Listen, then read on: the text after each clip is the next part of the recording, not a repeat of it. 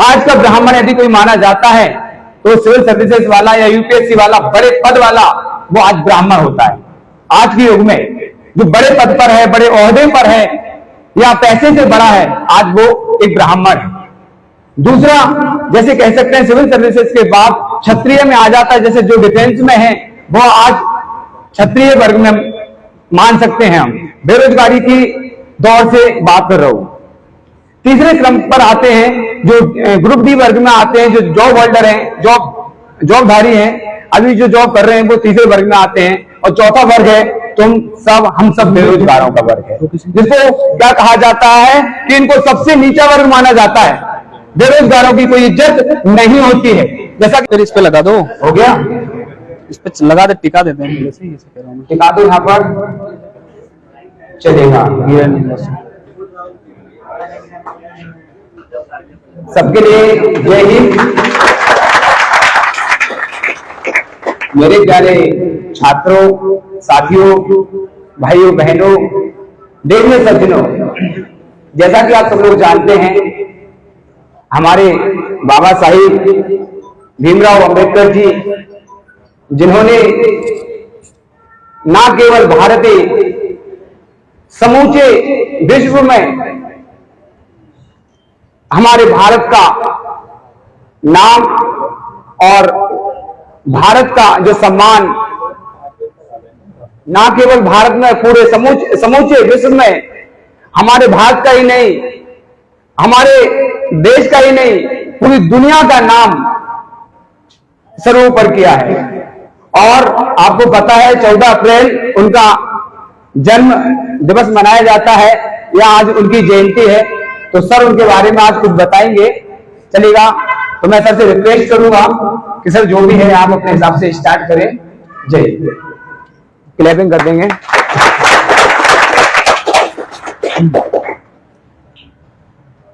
पहले तो आप लोगों से क्षमा कि आप लोगों को ऐसे क्रूशल समय पे परेशान कर रहे हैं ना। तो बोलोगे कि हमें पढ़ने का समय था और हमें परेशान कर रहे दिन में ना। बाबा साहब अंबेडकर का आज जन्म जयंती है। हम में से अधिकांश लोगों को, लगभग सभी लोगों को उनके बारे में सब पता है, क्योंकि हम घर से निकलकर यहां तक आए हैं। आज यहाँ इंदौर शहर में लाइब्रेरी में बैठ के पढ़ रहे हैं। तो इतना तो हर विद्यार्थी को पता ही होगा कि बाबा साहब अंबेडकर ने इस देश के लिए, समाज के लिए, हमारे लिए क्या किया है। लेकिन हमें उनसे क्या सीखना चाहिए, हम उनसे क्या सीख सकते हैं, और वर्तमान समय में उनके जन्म के 130 वर्ष के लगभग बाद भी बाबा साहब अंबेडकर, भीमराव अंबेडकर कितने प्रासंगिक हैं, हमारे लिए कितने प्रासंगिक हैं, इस विषय पर हम आज बात करने वाले हैं। आप सोच के देखिए कि एक ऐसा लड़का जो स्कूल जब गया तो उसको कक्षा में बैठने नहीं दिया। सारे विद्यार्थी जहां बैठते थे उनके साथ में नहीं बैठ के देकर उसको बाहर बैठ के पढ़ना पड़ा। एक ऐसा लड़का जिसको जब पानी की प्यास लगती थी क्लास में तो उस चीज का इंतजार करता था कि उससे ऊंची जाति का, उससे उच्च वर्ण का कोई लड़का, कोई गुरुजी, कोई भी आएगा और उसको पानी पिलाएगा, वो भी ऊपर से पानी उनके हाथों पे गिराएगा, उसके बाद वो पानी पी पाएगा। ऐसा अगर हमारे जीवन में होता तो हम आज कहां होते। उन सब समस्याओं को जो उन्होंने उनके जीवन में झेली, और वहां से निकलकर कोई लड़का अगर देश की सबसे बड़ी पंचायत संसद में जाके बैठता है, और संसद में भेजने के लिए उस समय के सबसे सर्वमान्य नेता, जिनकी उनसे कभी नहीं बनी, जैसे महात्मा गांधी उनके लिए तैयार होते हैं, जैसे जवाहरलाल नेहरू, सरदार वल्लभ भाई पटेल तैयार होते हैं, तो उसमें कुछ तो रहा होगा जो बाकी से अलग था। जो उस समय के समाज में कई सारे लोग जन्म ले रहे थे, कई सारे लोग चले जा रहे थे, उनसे अलग था।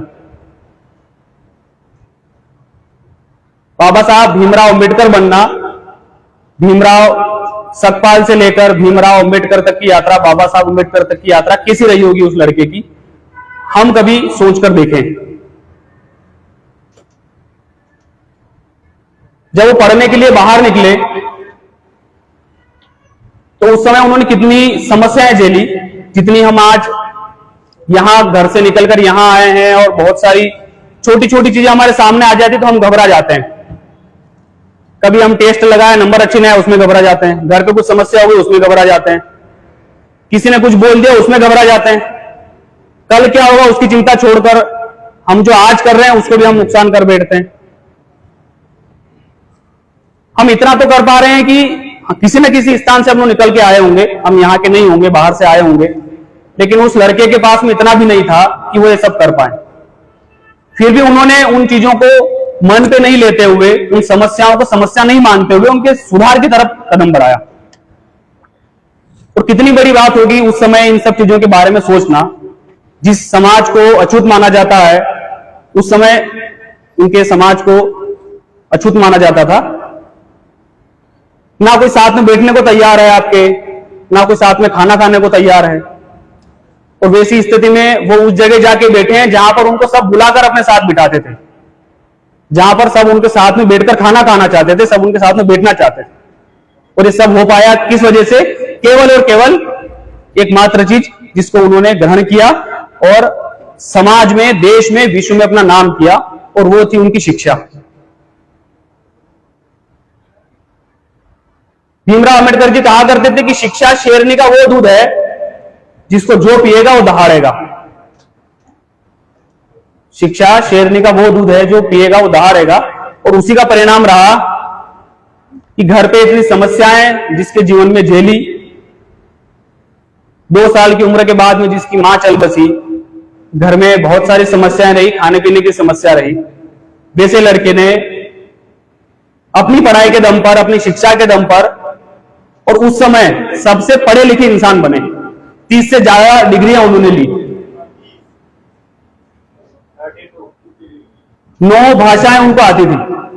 उनके बारे में ऐसा कहते हैं कि जब संविधान सभा चल रही थी, संविधान सभा का काम चल रहा था, तो एक बार लाल बहादुर शास्त्री, जो कि एक ब्राह्मण परिवार से थे, लाल बहादुर शास्त्री और भीमराव अंबेडकर जी दोनों बैठ के बातचीत कर रहे थे। और वो बातचीत कब होते होते उनको पता ही नहीं चली, और बातचीत पूरी संस्कृत में हो रही थी, ये किसी को पता ही नहीं था। भीमराव अंबेडकर जी भी संस्कृत में बात कर रहे थे, और लाल बहादुर शास्त्री जो कि एक ब्राह्मण परिवार से आते थे, उनके बारे में सब जानते थे कि ये ब्राह्मण परिवार से आते हैं तो ये संस्कृत जानते होंगे। लेकिन तब लोगों को पता चला कि भीमराव अंबेडकर जी भी संस्कृत अच्छी जानते हैं कि ये संस्कृत में बात कर पाते हैं। तो 9-10 भाषाओं का ज्ञान होना, इतनी सारी डिग्रियां होना, BSc एक डिग्री होती है, डॉक्टर ऑफ साइंस, जो कि किसी के पास नहीं है। उस समय पूरे विश्व में एकमात्र व्यक्ति थे, संभवतः आज भी एकमात्र ही होंगे जिन्होंने वो डिग्री करी। कितनी बड़ी उपलब्धि रही होगी। उन्होंने कभी इस बात को अपने ऊपर नहीं हावी होने दिया कि मैं जहां से निकला हूं उस चीज का परिणाम क्या होगा। और निडर इतने थे हर काम को करने के लिए, निडर इतने थे कि उस समय के, मैंने बोला सर्वमान्य नेता महात्मा गांधी, महात्मा गांधी ने कोई चीज बोल दी कि होना है तो वो होना है, नहीं होना है तो नहीं होना है। महात्मा गांधी से उनकी कभी नहीं बनी। महात्मा गांधी का व्यू अलग था, महात्मा गांधी का दर्शन अलग था, महात्मा गांधी की सोच अलग थी, और भीमराव अंबेडकर जी की सोच अलग थी। एक बार किसी विषय में दोनों बातचीत कर रहे थे तो भीमराव अंबेडकर जी कांग्रेस के सदस्य नहीं रहे कभी भी, और इसी विषय पे एक बार महात्मा गांधी जी की और भीमराव अंबेडकर जी की बातचीत चल रही थी। तो भीमराव अंबेडकर जी ने महात्मा गांधी से कहा कि आप गांधी जी बात करते हैं छुआछूत खत्म होने की, तो ये इस चीज के लिए आपने क्या किया है, कांग्रेस ने क्या किया? आप चाहते, क्योंकि गांधी जी सर्वमान्य नेता थे, और गांधी जी इतने सर्वमान्य नेता थे कि गांधी जी अगर कह दें कि ये होना है तो वो होना है, ये बात हमको पता है। 1946 में जब चुनाव होने थे और वोटिंग हुई, वो सब हमको घटना पूरी पता है। सरदार वल्लभ भाई पटेल को सबसे अधिक वोट मिले, जवाहरलाल नेहरू उस समय तीसरे स्थान पर रहे थे, फिर भी उनको प्रधानमंत्री बनाया, किसी ने कोई विरोध नहीं किया। कारण एकमात्र कि किसने उनका नाम दिया था, महात्मा गांधी ने नाम दिया था।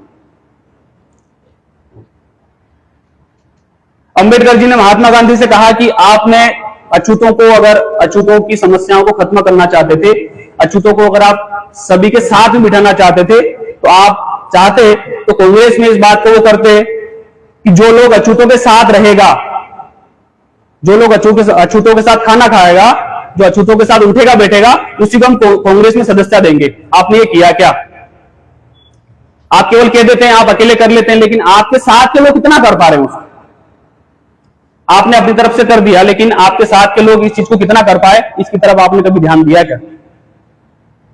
आप कोई समय सीमा तय करते हैं कि इतने समय तक जो भी अछूतों के साथ रहेगा, उनके साथ उठेगा बैठेगा, उसी को कांग्रेस की सदस्यता मिलेगी, और उसमें भी और कुछ क्राइटेरिया तय करते हैं कि इतने समय और वो अछूतों के साथ रहे या अछूतों के साथ काम करे तो उसको जाके और कांग्रेस में कुछ दायित्व मिलेगा, पद मिलेगा। इसलिए बोलते हैं कि गांधी जी और सरदार वल्लभ गांधी जी और भीमराव अंबेडकर जी की कभी भी एक मत नहीं हुए, दोनों कभी एक मत नहीं हुए।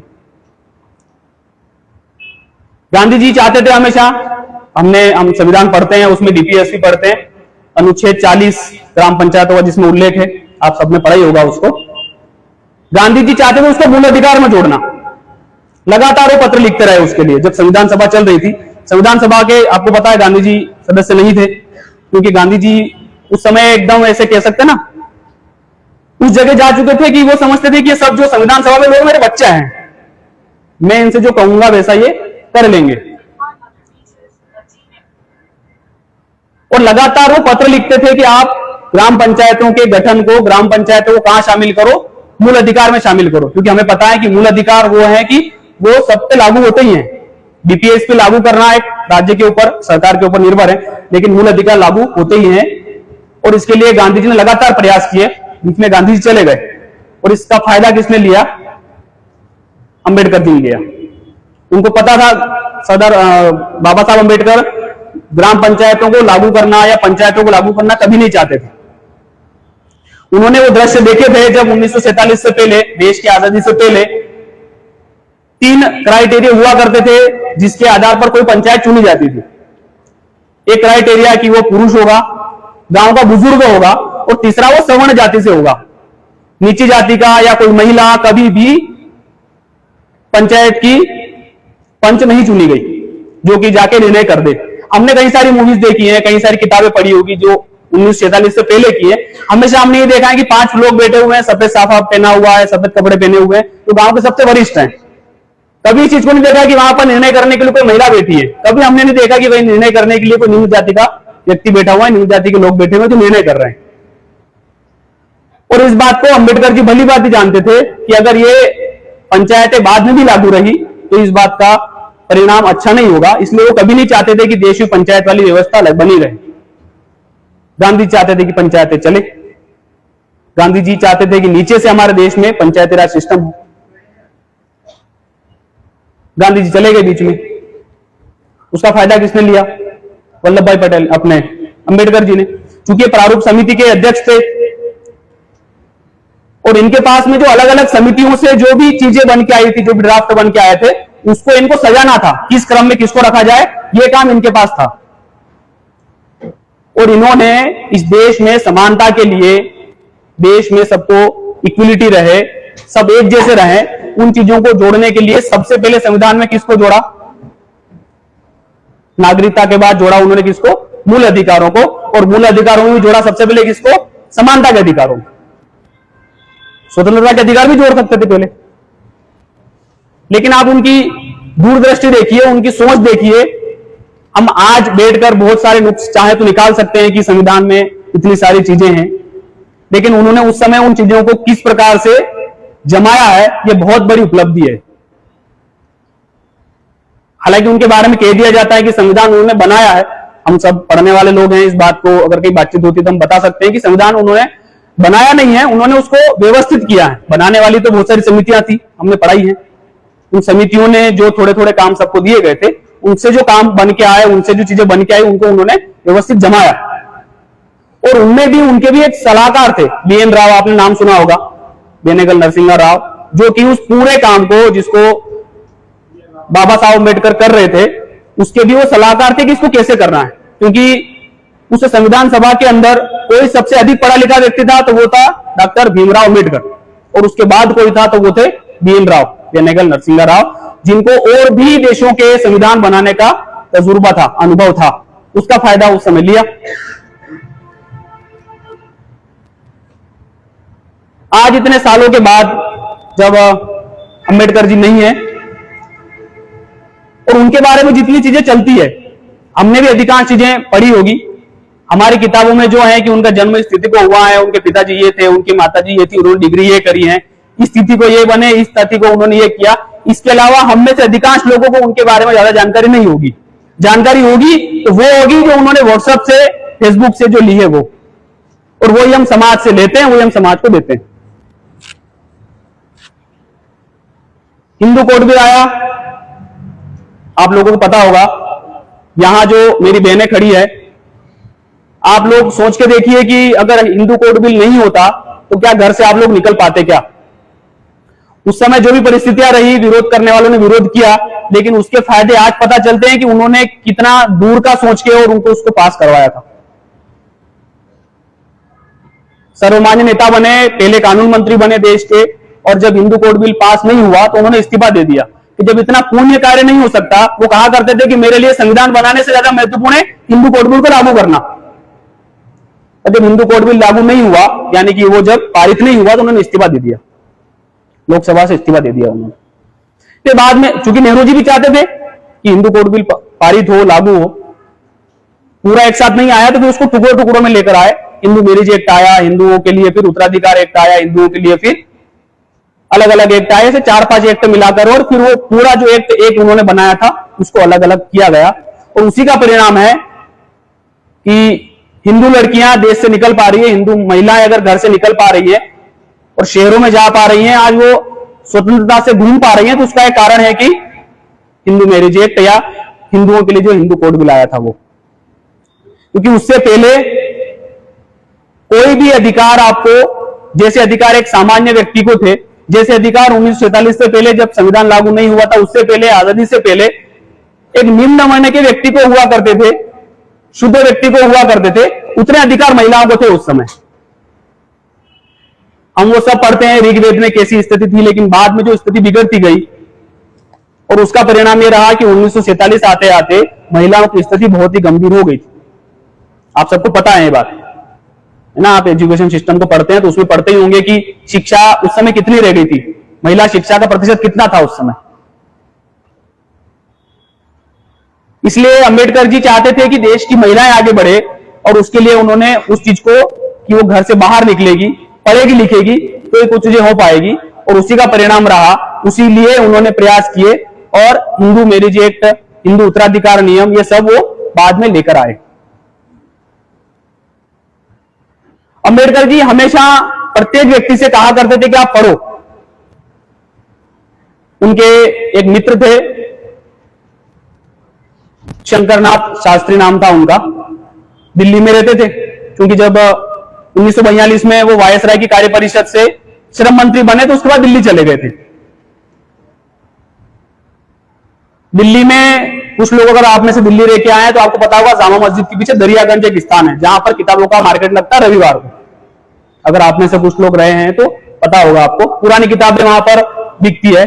तो ये बहुत पहले से चला आ रहा है, वो मार्केट बहुत पहले से चलता है। तो उनके जो मित्र थे शंकरनाथ शास्त्री, वो कहते थे कि अगर बाबा साहब अंबेडकर दिल्ली में है और उस दिन रविवार है तो सारे काम छोड़ के वो पहले कहां जाएंगे, दरियागंज जाएंगे और वहां से किताबें लेके आएंगे।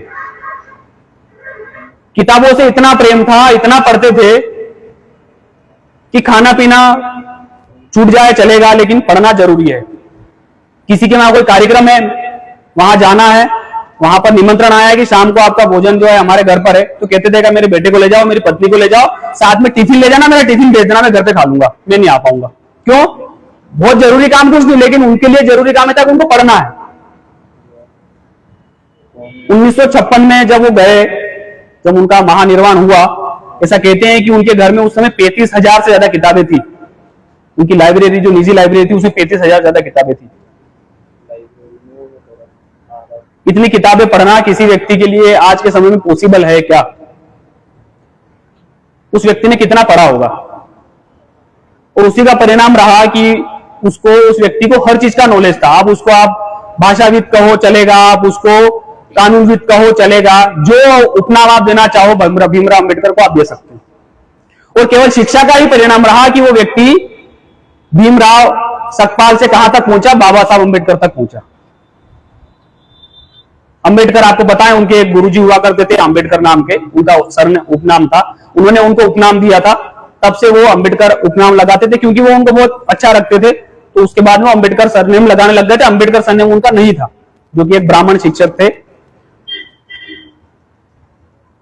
और अंबेडकर जी कहा करते थे कि आप पढ़ो, क्योंकि शिक्षा ही है जो आपको ब्राह्मण बनाएगी। और उनका मतलब ब्राह्मण से मतलब आज का शर्मा तिवारी ये वाला ब्राह्मण नहीं, उनके ब्राह्मण से मतलब था कि वो आपको ज्ञानी बनाएगी। और अगर आप में ज्ञान है तो आप कहीं पर भी अपना रास्ता निकाल लेंगे। अगर आप में ज्ञान नहीं है, उस चीज का नॉलेज नहीं है, तो आपको हर जगह पीछे ही देखना पड़ेगा। इस चीज को भली बातें जानते थे क्योंकि उन्होंने उस चीज को अनुभव किया था।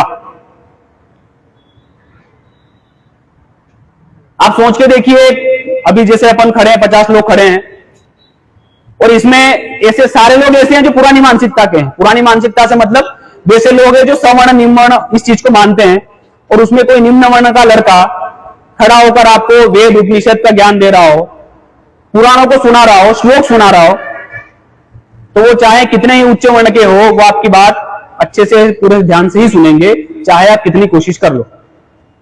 और ये सब शिक्षा की वजह से।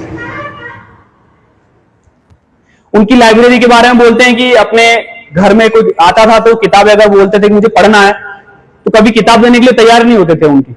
आपको पढ़ना है, अब यहां बैठ के पढ़ लो, आज नहीं पढ़ पा रहे कल आके पढ़ना, लेकिन अपनी किताब किसी को देते नहीं थे।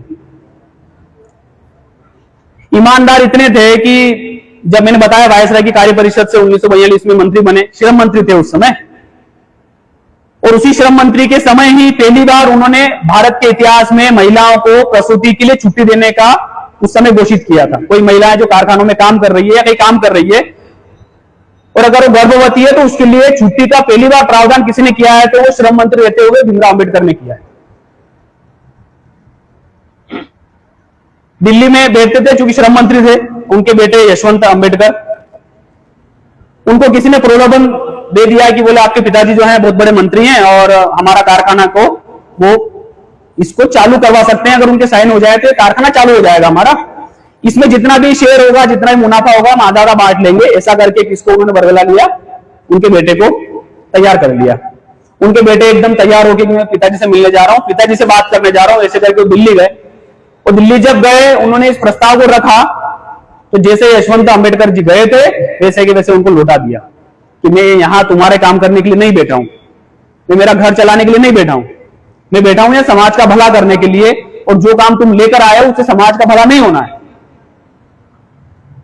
ऐसा कहते हैं कि उस दिन यशवंत अंबेडकर जो उनके बेटे हैं, उनसे उन्होंने पानी का तक नहीं पूछा, जैसे गए थे वैसे वापस आ गए। और उसी का परिणाम हम सब लोग देखते ही हैं। इसलिए कि कभी कभी हमें भी कोई लोग कुछ किए जाते होंगे, घर के, परिवार के, रिश्तेदार, पड़ोसी, जो कि एक सामान्य बात है, ताने मारना, बेइज्जती करना, वो सामान्य बात है कोई ना कोई किसी न किसी मौके पर। क्योंकि ऐसा कहते हैं ना कि बेरोजगारों की कोई इज्जत नहीं होती, तो हर कोई जब चाहे तब वो आपको टोंक के चला जाता होगा, कुछ ना कुछ बोल के चला जाता होगा।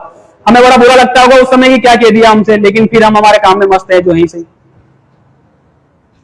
जीवन में बेइज्जती बहुत जरूरी है। अगर आपने बेइज्जती नहीं झेली है और केवल आपने सब चीजों की अच्छी, सब लोगों से आपने अगर अपने बारे में अच्छी बातें ही झेली है, अच्छी बातें सुनी है, तो हो सकता है उतना अच्छा नहीं कर पाए जितना आपको किसी ने 4 बातें बुरी बोली होगी आपके बारे में और उसके बाद आप कर पाए। सत्तू का उदाहरण सबको पता है, शादी में जरूर आना मूवी सबने देखी होगी, है ना। अगर वो बेइज्जती नहीं झेलता तो कहां रह जाता वो, ठीक है ना। तो बेइज्जती जरूरी है। चाणक्य को भी बेइज्जत करके घनानंद के कहां से निकाला गया था, और उनकी जो सभा चल रही थी उससे निकाला गया था, धक्के मार के निकाला गया था वहां से।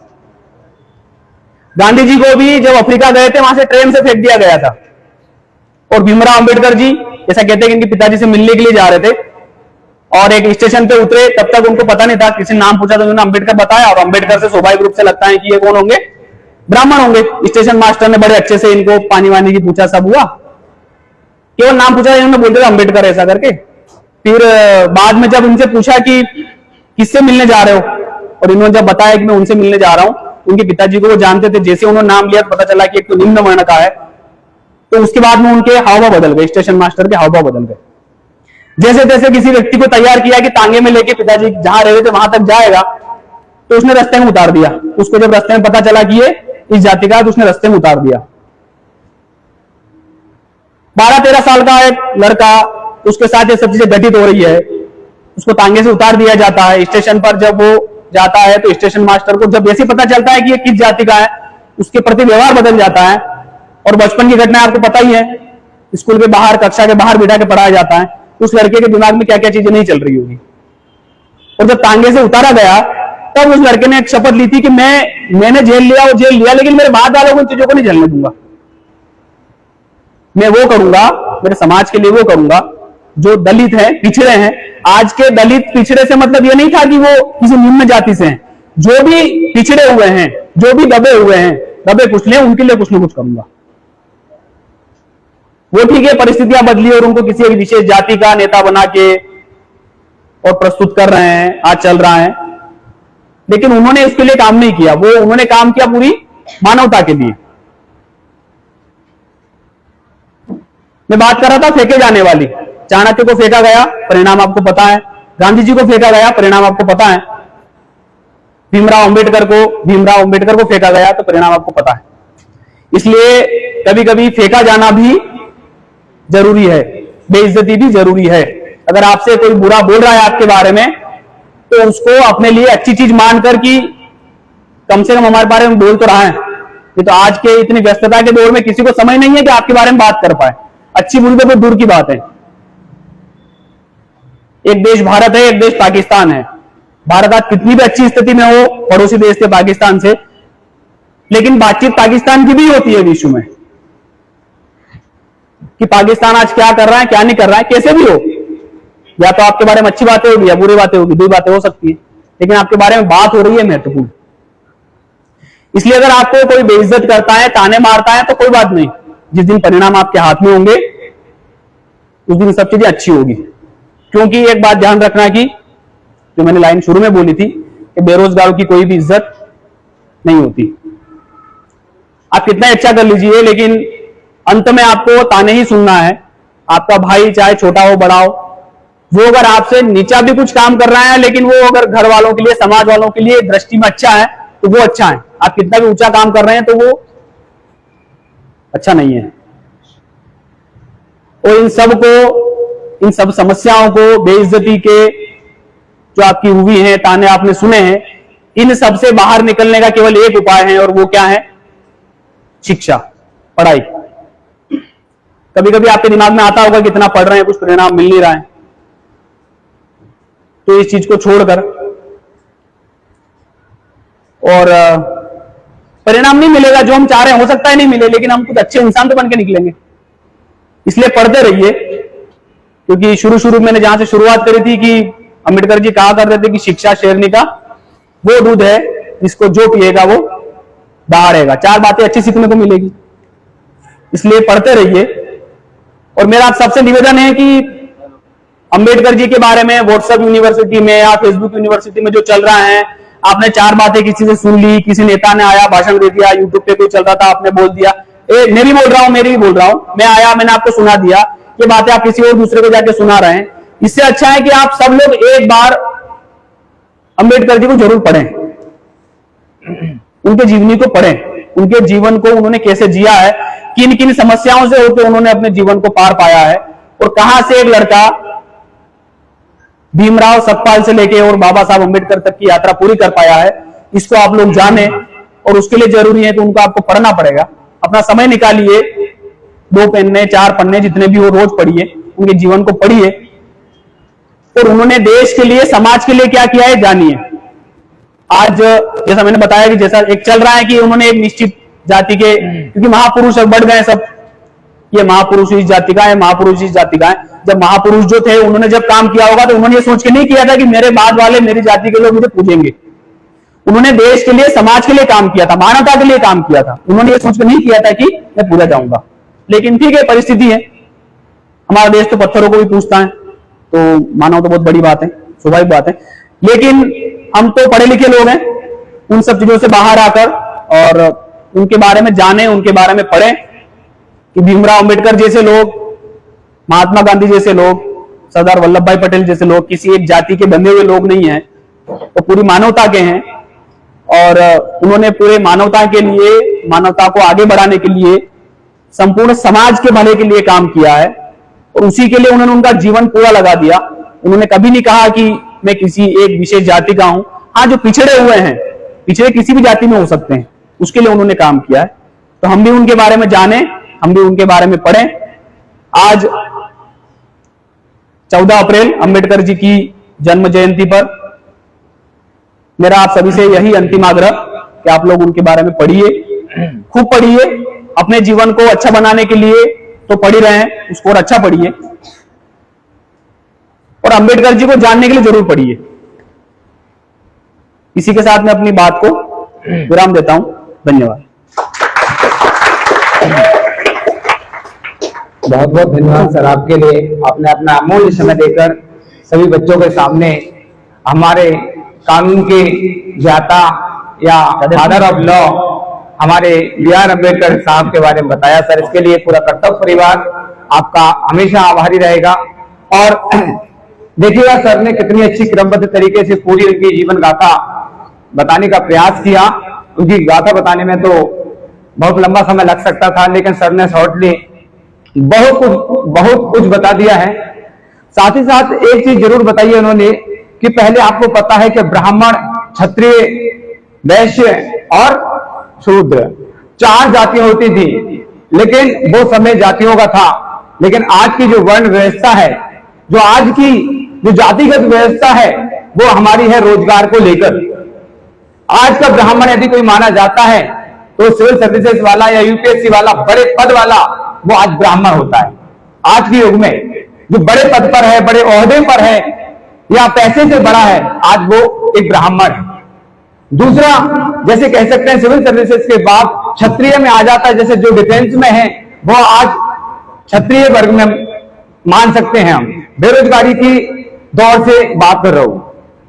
तीसरे क्रम पर आते हैं जो ग्रुप डी वर्ग में आते हैं, जो जॉब होल्डर हैं, जॉबधारी हैं, अभी जो जॉब कर रहे हैं वो तीसरे वर्ग में आते हैं। और चौथा वर्ग है हम सब बेरोजगारों का वर्ग है, जिसको क्या कहा जाता है कि इनको सबसे नीचा वर्ग माना जाता है। बेरोजगारों की कोई इज्जत नहीं होती है, जैसा कि सर ने पहले बता दिया। तो अपनी इज्जत आपको बढ़ाना है तो इस बात को आपको पहचानना होगा। आपको अपने समय को, अपनी शिक्षा को और साथ ही साथ आपको एक अपने हुनर को पहचानना होगा। एक बहुत बड़ी बात कही है सर ने। एक और चीज कही थी अंबेडकर साहब के बारे में कि वो जब पढ़ते थे, अपने काम में संलग्न रहते थे या अपने काम में व्यस्त रहते थे, तो उनको ना तो भूख लगती थी ना प्यास लगती थी। लेकिन आज आपको भी नहीं लगती है, लेकिन वो दूसरा काम होता है आपका, जिसमें ना भूख लगे ना प्यास लगे। अब बाकी समझ लेना आप, ठीक है। तो वो जब शिक्षा शेरनी का दूध है, जो पिएगा वो दहाड़ेगा, सर ने कहा। लेकिन आज आप लोग नहीं समझते हैं। आपके लिए ना जाने कौन सी शेरनी का दूध पीते हो आप, कौन सी सोशल मीडिया का दूध पीते हो आप। ना तो आपको शिक्षा दिखती है और ना ही आपको दहाड़ने का समय मिलता है, और ना तुम दहाड़ना चाहते हो, ना शिक्षा का महत्व जानते हो। अगर जानते हो तो अपने अंदर बेरोजगारी जैसे शूद्र को अगर आपको ब्राह्मण में बदलना है, समाज को बदलना है, अपनी परिस्थिति को बदलना है, जो बेरोजगारी की जो दर बढ़ रही है उसको कम करना है, तो तुम्हारे अंदर पावर होना चाहिए। तुम्हारे अंदर बदलाव की एक चेतना होनी चाहिए, तुम्हारे अंदर बदलाव की एक शक्ति होनी चाहिए, एक सोच होनी चाहिए। और अगर तुम्हारे अंदर सोच नहीं है, सोच से यदि गिर गया तो दुनिया में उसको ना तो कोई उठा सकता और ना कोई बढ़ा सकता है। वही वाली बात कि जीत और हार आपकी सोच पर निर्भर करती है। Sir, I am right? Am I right? ठीक है, जीत और हार आपकी सोच पर निर्भर करती है। मान लो तो हार है और ठान लो तो बेरोजगारी से जीत है। एक और चीज ना ना ना सुनेंगे थोड़ा सा। आज तुमको थोड़ी सी भूख लगती है तो तुम तो साथ में दाना मिर्ची लेके चलते हो, चॉकलेट बिस्किट, कि थोड़ा सा शरीर कम ना हो जाए, बॉडी कम ना हो जाए, बाल ना गिर जाए, गंजे ना हो जाए, चेहरा काला ना पड़ जाए, बढ़िया चमकता रहे। फ्रूट रख के लाएंगे, कहीं छिके रास्ते में खा रहे हैं, बेटे खा रहे हैं, दिन भर दे दनादन दिए जा रहे हैं। तुम लोग क्या करते हैं? सिर्फ खाने के लिए जी रहे हो। तुम सब लोग किसके लिए जी रहे हो? खाने के लिए जी रहे हो। थोड़ी सी भूख लगी सर तो मुझे खाने जाना है, 2 घंटे नहीं पड़ेंगे, चलो चाय पीने जाना है, फिर तीसरा घंटा थोड़ा सा जूस पीने जाना है, चौथा घंटा चलो थोड़ा सा बाहर घूमने जाना है, 5वां घंटा सुट्टा बाहर सिगरेट पीने जाना है, और 7वां घंटा पाउच उठा करके खोल के। तो एक दिनचर्या है, ठीक है? जीने के लिए खाइएगा, खाने के लिए बिल्कुल मत जिएगा। आप देख रहे हैं तुम्हारे सामने एक व्यक्ति बैठा हुआ है, हाथ अगरबत्ती, पैर मोमबत्ती, और सच्ची कह रहा हूं अभी जस्ट खाना खा के आया हूं, सुबह से दाना भी नहीं खाया था। 365 दिन में एक दिन भी ऐसा नहीं होता, एक दिन भी तो टाइम पर खाना खा लेता हूं। अभी मैंने स्टार्ट किया था ना, मेरी आवाज में दम भी नहीं थी, इसलिए मैं सही से उसको स्टार्टअप भी नहीं दे पाया था। तो क्या है, ये सारी चीजें होती है। आपको सच में अपने आप को बदलना है, ठीक है? कुछ ऐतिहासिक पहल करनी है, आपको अपनी माता पिता को कुछ करके देना है, आपके अंदर का, ठीक है, अंबेडकर साहब जगाना है, और आपको बेरोजगारी की जो ताने, जो बेइज्जती और तुम्हारे साथ में जो बुरा भला सुनना पड़ता है, उन सारी चीजों से उठकर आप ऊपर आ जाएंगे। सोचकर देखिएगा, इस पर मत जाइएगा एसी पर, एसी कर देंगे, पंखे तुम्हारे लिए बिल्कुल खुला कर देंगे, छोड़ेंगे नहीं, कहेंगे भूख प्यास भी कुछ मायने नहीं रखती है। ऐसे जो लोग देंगे ठेले के नीचे माता पिता सब्जी बेच रहे होते हैं, फल फ्रूट बेच रहे होते हैं, मजदूरी कर रहे होते हैं, और पढ़ने वाला अम्बेडकर जैसा कोई बच्चा नीचे कड़ी धूप में नीचे पढ़ रहा होता है, माता पिता 2 आने 4 आने सुबह से शाम तक कमा रहे होते हैं, और वो पढ़ के देश भर में जॉब और रोजगार और माता पिता को पाल लो, देश भर में नाम कर देता है। और लोग थोड़ी सी क्या 5 मिनट के लिए ऐसी खत्म हो जाती है तो तुम ऐसा लगता है कि पूरी दुनिया तहस हो गई है।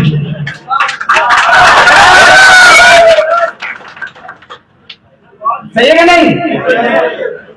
सर 1 सेकंड के लिए लाइट चली जाए ना सर, मुझे 20 कॉल आ जाते हैं। आटम अच्छी बात है, 20 कॉल आ जाते हैं, लेकिन सच्चे मन से कह रहा हूँ, लाइट तो आज, एसी तो अभी बनी है, पंखे अभी बने, एक लाइब्रेरी नहीं बनी थी 2017 में। ये अपना 3 सेट लगा हुआ था, क्या लगा था यहाँ पर? 3 सेट, बच्चों के लिए 15,000।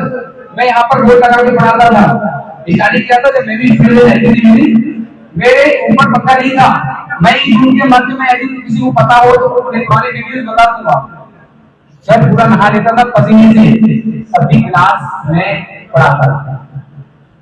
और आज किसी क्लास में देख लो क्या वीआईपी का बेहतरीन net structure with furnished, with AC, with exhaust, sitting capacity अच्छी, फिर भी तुम लोगों को पढ़ने मन नहीं लगता है। सही है नहीं?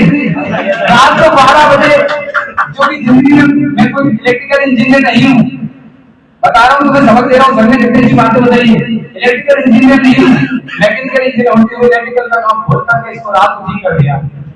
बोला कि नहीं? बुलाते रात को, तो जिद पर आओ, कुछ करो, बाबा साहब जैसे महान पुरुषों के बारे में पढ़ो, ठीक है? और भी बहुत सारे ऐसे, ठीक है, जीवन के उद्देश्यों को पूरा करो, अपने टारगेट को पूरा करो, लक्ष्य को पूरा करो, और जातिगत व्यवस्था से बाहर निकलो। अपने लिए करो, दूसरों के लिए करो, और दूसरों के लिए करोगे तो अपने लिए तो अपने आप हो जाएगा। ठीक है? तो बहुत बहुत धन्यवाद, आप इतने ध्यान से सुन रहे हैं, बहुत बहुत शुक्रिया, बहुत बहुत आभारी हूँ। और हमारे सर के लिए, तीनों सर के लिए मैं चाहूंगा कि आप जोरदार तालियों से स्वागत करें। कि मैं रहूं या ना रहूं, मेरा देश रहना चाहिए। मैं रहूं या ना रहूं, मेरा देश रहना चाहिए। अरे आप तो काम करो कि बेरोजगारी दूर होना चाहिए। आगे बिल्कुल करते हैं क्योंकि मैं बोल सकता हूं सैलरी हो जाए थोड़ा सा समय हो गया है सर आप बताइए तो चलिए थोड़ा सा बाबा साहब के लिए 2 मिनट का मौन साधते हुए चलिए सर का परिचय सर से करवाऊंगा मैं चलिए आग्रह करूंगा सर आप आइए थोड़ा सा तो चलिए एक बार हम सभी जो इतना अद्भुत उद्बोधन किया आपका जैसे श्री पवन जी आप पीएचडी और यहाँ पे भगवत बाबू पीएचडी की कोचिंग क्लासेस है उसमें आप पढ़ाते हैं और स्वयं 2 बार एमपीपीएससी में रिटर्न एक बार रिटर्न हो चुका क्लियर और 2 बार रिटर्न लिख चुके मेंस लिख चुके हैं और 1 बार मेंस क्लियर हो चुका है और बाकी आगे हम लोगों की इच्छा कर्म प्रधान विश्व कर रहा था और जो जस कर ही तस फल चाखा तो जिसने कर्म अच्छा किया है कोई बात नहीं सर हेलो किसे करना है सलाह करता बच्चा आपका नाम क्या हां हमारे धार्मिक कृष्णा संकट में सभी तालियों से स्वागत करना हम लोग सावधान की मुद्रा में बैठ जाएंगे और बाबा साहब के लिए ठीक है जी नाम से सम्मान के साथ हम ठीक है वो मौन डालेंगे और राजगान चलेगा राजगान भी करेंगे तो सबसे पहले सर कहाँ से स्टार्ट करें थोड़ा सा कुछ बताएं उस पर करते स्टार्ट आप भी कर देंगे सब ज्यादा अच्छा रहेगा राष्ट्रगान कर दीजिएगा तो सर स्टार्ट करते हैं यहाँ पर पुष्पार्पण करके बाबा साहब के लिए ठीक है मालार्पण हो गई है चलेगा क्लैपिंग से स्वागत करेंगे सर राजगान से स्टार्ट करें चलेगा सर आप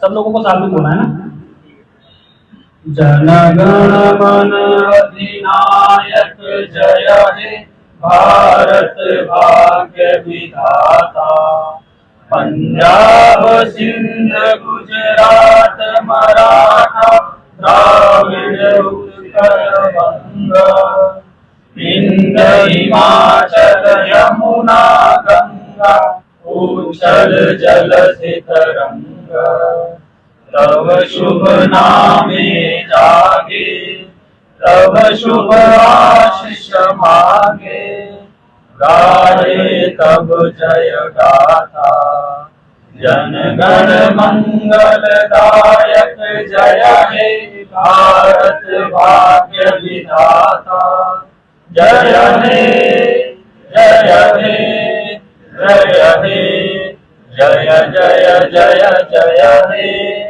भारत माता की जय भारत माता की जय वंदे मातरम वंदे मातरम ठीक है बहुत बहुत धन्यवाद और जिसको भी बाबा साहब के लिए कुछ करना हो श्रद्धांजलि देना हो तो आ सकते हैं ठीक है सर बहुत बढ़िया और आज से मेरा एनालिसिस की गति भी बढ़ जाएगी ठीक है चलो